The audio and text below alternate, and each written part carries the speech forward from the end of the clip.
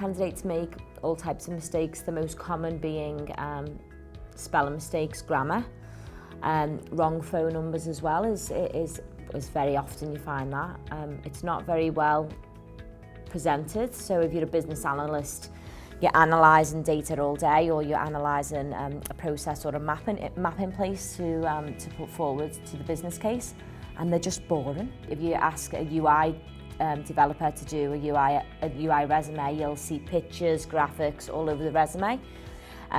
Boring resumes just make them even more boring to look at. You know, I think in the IT space, especially the industry that you're working in and what you're developing in, you can make any resume look good. Even me having a retail background, if I was in IT, I'd make my resume stand out. I think that's what they lack, but most of all would be the spelling mistakes and grammar is certainly a big no-no for candidates looking for a new job. The general interview mistakes that they make is no eye contact. So obviously eye contact automatically gives you reassurance when you meet anybody, strangers, and obviously trust. You build a trust up with somebody instantly as soon as you've got eye contact. And also in regards to the job description, candidates don't ask enough questions when they're going into an interview.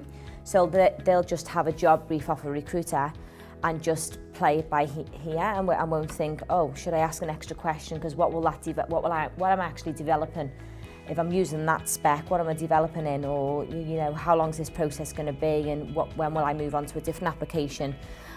So I'd say that the two main things in the interview process for the candidates where they lack is certainly eye contact, building that rapport up straight away, not looking on even just LinkedIn, just to build rapport with the client immediately.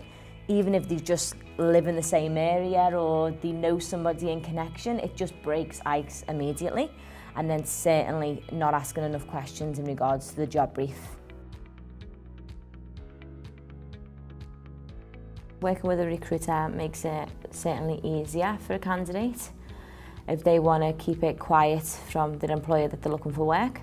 Obviously everything that we do as a recruiter is confidential, so if they're reaching out or they're passively looking, again it's confidentiality between us and the candidate, which is a huge plus, especially if people want to keep it on the down low from their employer that they're looking for work.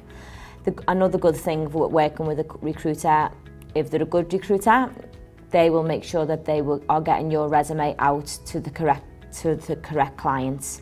So whether that means industry, whether you're looking to change roles into a different avenue, and tailoring your resume to fit the client's needs as well, in regards to not so much tailoring your experience, but if you're looking to get into a new domain, so if you're a BA and you're looking to transition into a PM, obviously you've got that. You've got them skills anyway from the BA transferring over to a project manager, but it's selling you into a company instead of the company just looking at your resume and just going, well, this lady or guy hasn't got the right skill set, why is this? And we know how to sell people, that's our jobs, we're salespeople.